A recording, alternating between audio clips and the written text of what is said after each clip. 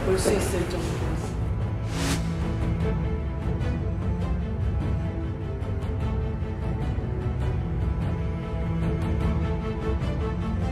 문화재 이게 그 유명한 군산항 사진인 것 같은데요? 저 쌓여있는 것 같아요.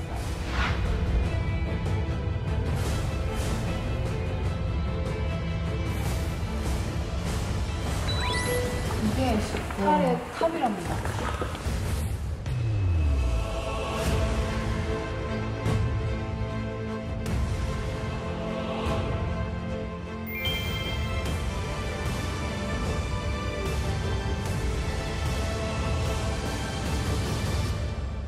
네, 우리가 지금 있는 이곳이 바로 수탈의 탑 안에 들어와 있습니다. 우리 사전에 조금 쭉 둘러봤는데 들어오자마자 저는 이렇게 보느라 고개가 너무 아프더라고요. 이게 높이가 한 8.5m 정도 된다 그래요.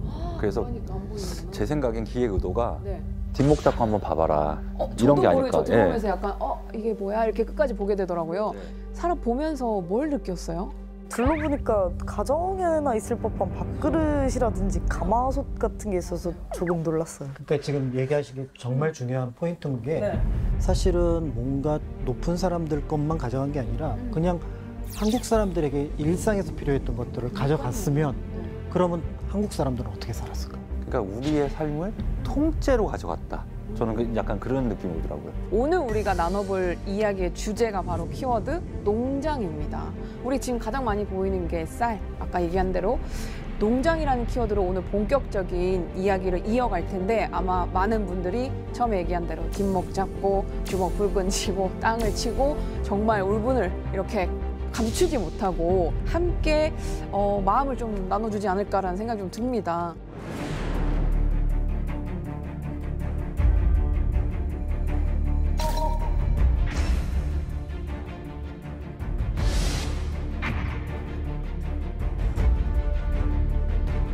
이게 급속하게 공업화가 이루어지면서 네. 농사 질 사람은 없고 쌀이 또 많이 필요하니까 이거를 보충할 수 있는 곳이 우리 땅이었던 거죠. 미선이라고 하는 작업을 하잖아요. 쌀을 고르는 작업을 몸에 숨겨간다고 옷을 벗깁니다. 수색을 하는 거죠. 알몸 수색을. 관계 시설을 정비한 거예요. 수로도 만들고. 근데 그거를 농민들한테 야, 물값 내. 걷어간 거예요. 여기서 또 굉장히 묘한 상황 변화가 일어나요. 일본인들이 피해자라고 생각합니다.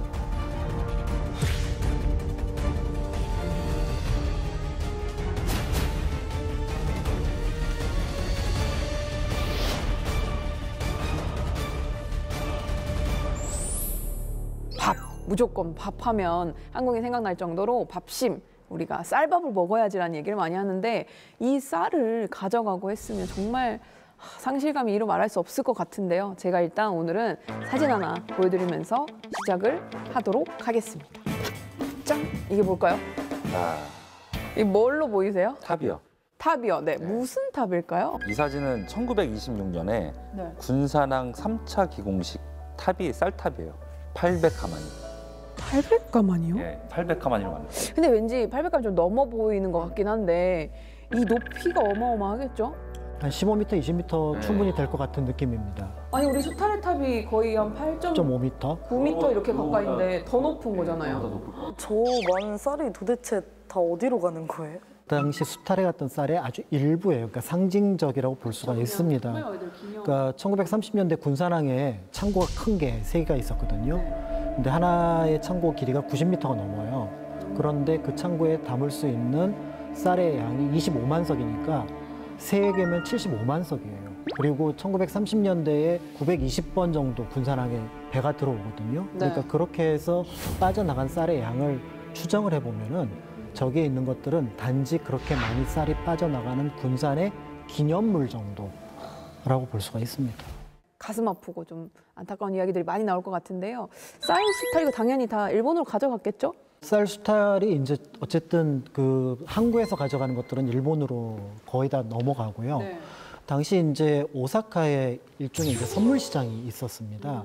그러니까 이제 그 선물 시장을 기준으로 해서 쌀 가격이 결정이 되면은 그걸 이제 가져가는 방식이었는데 일반적이라면 이제 무역이니까 네. 어떻게 보면은 뭐 그럴 수도 있다라고 보여지지만 사실은 우리 농민들이 먹을 것보다 더 많은, 그러니까 먹을 것도 없는 상황에서 가져가는 경우가 많았고 또 가격을 저렴하게 가져가는 경우가 많았고 무엇보다도 그 이익을 가져가는 사람들이 제한되어 있는 뭐 일본인 농장주라든지 이런 사람이기 때문에 저거를 아주 객관적으로 표출할 때는 이출이라는 표현을 쓰지만 거의 대부분 수탈 이런 표현을 쓰는 게 적절하다라고 알려져 있습니다. 아까 쌀 우리 사진도 봤지만 다 가져갔을 거 아니에요? 왜 가져간 걸까요? 그러니까 좀 시대적 상황을 봐야 되는데 일본 사람들이 왜 우리나라에서 이렇게 많은 쌀을 가져갔냐면 일본 내부 사정이 또 있었어요. 이게 급속하게 공업화가 이루어지면서 그 농촌에 있던 쌀 농사 지었던 사람들이 도시로 밀려 들어온 거예요. 그렇다 보니까 이제 농사 질 사람은 없고 쌀이 또 많이 필요하니까 이거를 보충할 수 있는 곳이 우리 땅이었던 거죠. 그리고 하나는 전쟁해야 되잖아요. 군량미로 또 써야 되잖아요. 근데 이런 사정들이 이제 겹치면서 80%가 일본으로 가게 된 거죠. 근데 이렇게 쌀을 뭐 80% 이상을 다 가져갔는데 그냥 가져갈 때 그래도 나름의 명분을 좀 만들지 않았을까라는 생각이 좀 들거든요. 사실 명분이라기보다는 그런 어떤 과정들을 거쳤다라고 볼 수가 있겠죠. 예를 들어서 한국인들이 생산한 쌀을 수탈해 가는 과정이라면 네. 그 과정이 굉장히 복잡했을 거 아니에요. 뭐 구매한다든지 또 그걸 모으는 작업이라든지 이런 것들이 필요했을 테니 오히려 그것보다는 먼저 땅을 확보하는 게 중요할 거예요. 그러니까 이제 토지 조사 사업을 통해서 이제 한국인들이 미처 챙기지 못한 땅, 그다음에 이제 거기를 통한 황무지라든지 향후에 간척할 땅에 대한 어떤 조사 이런 것들을 먼저 해서 자신들이 운용할 수 있는 토지의 양을 일단 넓혀 놓고요.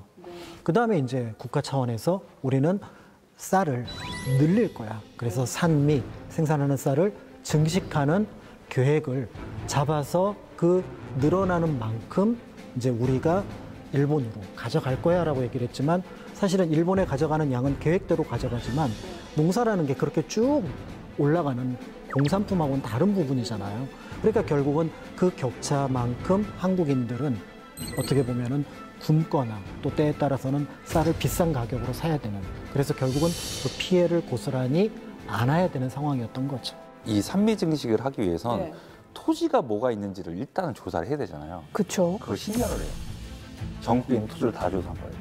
근데 그 토지 조사한 내용 중에는 조선 황실이 갖고 있었던 국가 소유 토지가 어디에 있는지 그리고 맹지 그러니까 쓸모없는 땅들이 또 어디 그러니까 개간을 해야 되잖아요. 그거를 다 파악하는 거예요.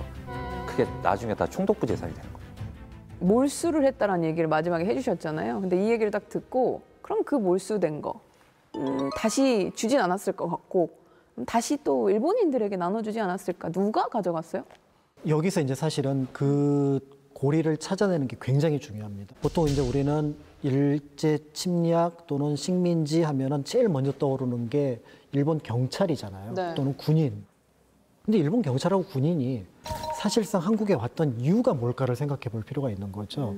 그러면은 거기 일본 민간인들이 같이 왔던 거였고 그들의 이익과 그다음에 어떻게 보면 그거를 바탕으로 해서 조금 더 일본의 이익을 늘려갈 때 한국인들이 저항하면 진압하겠다라는 의미가 있는 거죠. 그러니까 뭔가 저항을 해야 진압을 하는데 그렇다면 뺏어가는 게 무엇이며 그다음에 그들이 지키려고 했던 게 무엇인지를 살펴볼 필요가 있습니다.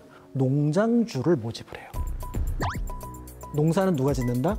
한국인이 짓는다. 대신 그 농장을 굉장히 큰 범위로 경영할 일본인들의 이민을 받습니다. 그러니까 이제 시스템이 예전에는 일본인들이 넘어와서 농사를 짓는 방식을 생각을 했었는데 그거는 안 되니 그러면 농사는 한국인들이 짓고 그거를 통치하거나 때에 따라 그 이익을 독점할 수 있는 관리자를 이민을 하겠다라고 하면서 일본인 농장주가 등장을 하게 되고요. 농장주들이 그렇게 일본인 농장주들이 조선에 들어왔잖아요. 네. 그 사람들이 땅을 얼마나 싸게 샀을까요? 뭐 말도 못하겠죠. 지금 이 정도는 그냥 가져갔다 이렇게 얘기해요. 10분의 1 가격. 그러니까 몰려들 수밖에 없는 거죠. 일본인 농장주가 오게 된 사례를 보여주는 게 이제 시마탄이라는 그 농장주가 있는데 이 사람이 원래 술을 빚는 사람이에요. 그러니까 술을 빚을 때 쌀이 필요하잖아요. 네. 그 쌀 구매를 위해서 군산에 왔습니다. 땅이 너무 좋은 거예요. 일본에 비해서 아직까지 지력이 굉장히 많이 남아있고 땅값이 너무 싼 거예요. 그 다음에 그 옆에 보니까 일본인들이 운영하는 은행이 있어요. 금융 지원이 굉장히 편해요. 네. 그러니까 요 세 가지를 가지면 굳이 큰 자본이 없어도 한국에서 큰 농장을 운영할 수 있겠다. 왜냐하면 농사는 한국인들이 지을 테니까. 그냥 제3자가 봐도 안 올 이유가 없는 그렇습니다. 상황을 만들어놨네요. 근데 그 이제 아주 저리로 대출을 했어요. 네네. 근데 한국 사람한테는 안 해요. 뭐 이제는 그냥 새롭지도 않네요. 네. 조선은행이라든지 그다음에 이런 데 대출 그 현황이 나와 있는 게 있거든요. 예를 들어 뭐 일본인들한테 한 73만 원. 근데 한국 사람들한테 한 10만 원 정도 주는데 요거는 상인들. 농민들은 0. 그러니까 그 돈을 빌릴 수 있는 사람들이 누구였는지를 명확하게 이 은행을 통해서도 확인을 할 수가 있습니다. 그러니까 심화탄 얘기가 나와서 말인데 네. 지금 군산에 가면 심화탄이 금고라고 있어요. 금고가 얼마나 클까요? 얼마나 할까요? 금고요? 네, 금고잖아요. 제가 상상하는 높이라든지 그런 규격이 아니라 엄청 컸을 것 같은데. 3층 높이. 3층 높이요? 네, 금고가. 그래서 그 안에 들어가 보면 그러니까 문이 그게 금고를 메이드 인 USA예요. 미국에서 갖고 와요. 그래서 이제 3층 높이로 금고를 만들거든요. 그 문을 열면 안에는 뭐 귀중품, 현금 이런 거를 넣고 그 위에는 뭐 도자기, 불상, 문화재 침탈까지 했어요. 계속 들으면서 궁금했던 게 농장 주면은 그래도 어느 정도 자본이 있어야 되는 건지 아니면 일반적인 사람들도 대출을 끼고 땅을 살 수 있었던 건가요? 대출을 끼고 땅을 샀던 거죠. 그리고 그걸 바탕으로 이익률이 굉장히 높았던 것 같아요. 그래서 당시 이제 주식회사 형식으로 운영된 농장들이 있는데 배당 비율이 30% 이상 되는 곳이 굉장히 많습니다.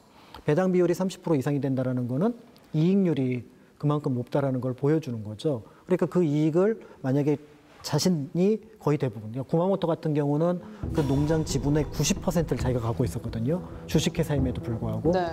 그러면은 그 사람은 거의 대부분 자기 이익을 자기가 가져가니까 그 부의 수준이 얼마나 높았는지를 짐작해 볼 수가 있는 거죠. 방금 근데 마지막에 얘기하실 게 그 규모가 전체 농장들 중에서도 그냥 일반적인 사례 그렇습니다. 엄청나게 부를 축적한 상태가 아니라는 얘기입니다. 그렇죠. 이제 구마모토는 굉장히 큰 경우에서 한 1,000만 평 정도의 땅을 가지고 있었으니까 이 최고 수준의 지주라고 볼 수가 있고요. 보통은 이제 100만 평에 300만 평 정도.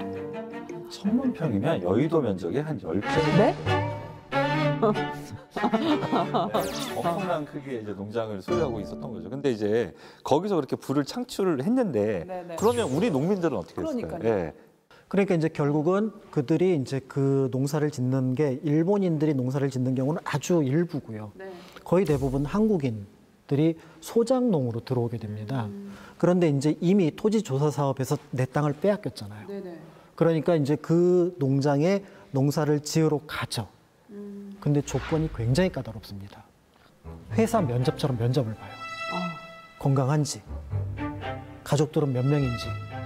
그러니까 이런 것들을 보는 거죠. 왜냐하면은 농장주는 이제 회사 차원으로 이익만 보는 거지 그들의 어떤 사정을 보는 게 아닙니다. 그러니까 그렇게 면접을 보게 되고요. 5집을 한 집에 묶어요. 그래서 만약에 한 집이 소작료를 내지 않고 도망간다.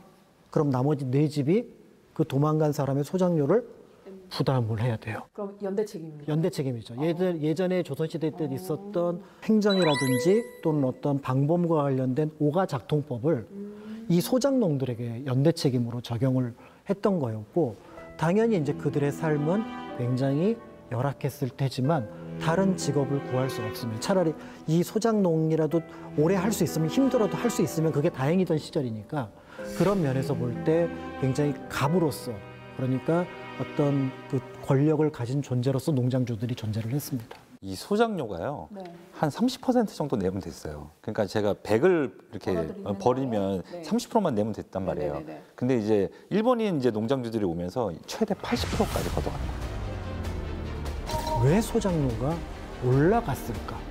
아무리 악독한 일본 농장주라고 하더라도 거기에 뭔가 명목은 붙였을 거예요. 우리가 음식점에 가서 5,000원짜리 음식을 먹었는데 10,000원짜리 영수증을 끊어도 이유가 있을 거예요. 요즘에는 성수기라서 7,000원 받습니다. 이게 말이 되느냐라고 항의를 하겠지만 영수증에 그 명목은 지킬 거예요. 그 명목이 뭐였을까요? 소작료가 30%, 40%에서 70%, 80%까지 올라간 이유가. 자꾸 치사하게 굴어서 명목을 안 붙였을 줄 알았는데 명목을 붙이긴 했나 보네요. 명목을 붙였어요. 니네들이 이걸 쓰잖아. 쌀을 생산하려면 뭐가 제일 많이 필요하죠? 비료? 거기에 들어가는 물이 있어야 되잖아요. 예. 일본인 농가들이 들어와서 네. 이 쌀 농사를 크게 하잖아요. 물이 많이 필요하잖아요. 그렇죠. 관계 시설을 정비한 거예요. 수로도 만들고. 근데 그거를 농민들한테 야 물값 내 걷어간 거예요. 그걸로. 그러니까 더더욱 가난해질 수밖에 없는 상황이 된 거예요. 지주들의 입장에서 조금 더 많이 살펴봤는데 그 안에서 결국 우리 농민들이 정말 많은 고통을 받았을 것 같은 생각이 좀 들어요. 쌀을 생산하잖아요. 그러면 완겨로 돼 있는 걸 이제 벗겨내서 현미로 만든 다음에 네. 백미로 만들잖아요. 네네네네. 이 과정에서도 또 수탈이 일어납니다. 이 과정에서 뭐가 필요해요? 뭐 이렇게 하나하나 수작업? 수작업은 물론이고요. 네. 이거를 쌀을 네. 일본으로 옮기려면 아까 처음에 보여주신 사진이 네. 그게 뭐죠? 섬으로 돼 있죠. 가마니. 네네네네. 가마니를 또 우리 나라 사람, 우리 농부들이 또 짜요. 가마니 짜기 이 대회를 열어요. 1등한 사람 뭐 소 한 마리 주고 뭐 이런 식으로. 왜냐면 이 보자기가 있어야 이걸 담아가니까. 그리고 이게 백미로 만드는 과정에서 약간 불순물 돌이나 뭐 이런 것들이 들어갈 수 있잖아요. 네네. 그걸로 다 우리 농부들이 하나하나 다 그 수작업 했겠죠 수작업으로 그냥. 다 그걸 골라냅니다. 그러니까 이제 그런 작업들 속에서 혹시 또 뭐 가져갈까봐, 그래서 뭐 숨겨갈까봐, 그다음에 그 미선이라고 하는 작업을 하잖아요. 쌀을 고르는 작업을. 네네네. 이제 그걸 이제 또 몸에 숨겨간다고 옷을 벗긴다거나 네? 수색을 하는 거죠. 알몸 수색을. 왜죠? 몸에 뭐 숨겨갈까, 옷에 이런데 쌀 몇 돌 가져갈까봐. 그거 가져갈까 봐 지금 알몸 수색을 했다고요? 그렇죠. 그러니까 일제 강점기라고 하는 시기가 그냥 형식상으로 우리가 어려웠던 35년, 36년이라고 하는 것이 사실은 현장에 있었던 그 삶을 살았던 분들에게는 어떤 고통이고 또 어떤 모욕으로 다가왔는지 짐작해 볼 수가 있는 거죠. 전 생각이 들었던 게 우리 지난화에 기차 얘기했었잖아요. 근데 그 철도 사업 자체도 하기 전 이미 10년 이상 준비를 했던 거고 그 철도가 놓이면서 우리가 오늘 얘기하고 있는 이 농장에 대한 얘기까지도 다 사전에 이미 계획이 되어 있는 정말 우연히 일어난 것이 아니다라는 얘기가 좀 많은 생각들을 좀 하게 하는 것 같아요. 사라는 어떤가요? 너무 안타깝고 이입이 됐던 게 이제 당시 농민들이 자신들의 구원줄이라고 생각하고 잡았던 줄이었을 텐데 그게 썩은 줄이었던 거잖아요. 그래서 너무 끝까지 추락했을 것 같아서 그 생각을 하니까 마음이 너무 아팠어요. 아니 이렇게 힘들고 이렇게 뭐라고 해도 막 이렇게 주눅이 들다가도 너무 쌓이면 막 폭발할 것 같거든요. 그쵸. 우리들 농민들도 막 이렇게 일어나지 않았을까라는 생각이 좀 들어요. 대표적으로 뭘 볼 수가 있을까요? 암태도에서 있었던 소작쟁이 운동이 유명하거든요. 근데 농장주랑 치열하게 싸워가지고 우리의 권리를 쟁취해와요. 네. 그리고 그 암태도 소작쟁이 운동이 왜 중요하냐면 그 이후에 조금 약간 이렇게 소작용 이런 것들이 변동이 생깁니다. 실제로 성과도 예. 어느 정도는 있었네요. 우리가 요구한 것들에 대해서 좀 반영이 된 거기 때문에 중요하다고 얘기를 좀 해볼 수 있다는 거네요.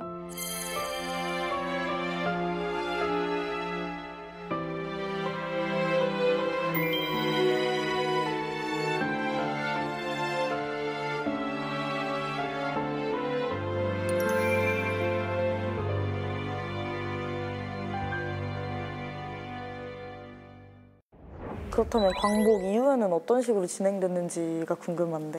농장주들이 두 개의 패턴의 행동을 보입니다. 첫 번째 패턴은 충분히 예측 가능한 패턴인데 구마모토가 그렇게 했어요. 딱 지금 분위기를 보니까 패망이 다가온 거예요. 땅을 가져갈 수는 없죠. 처분하기 시작합니다.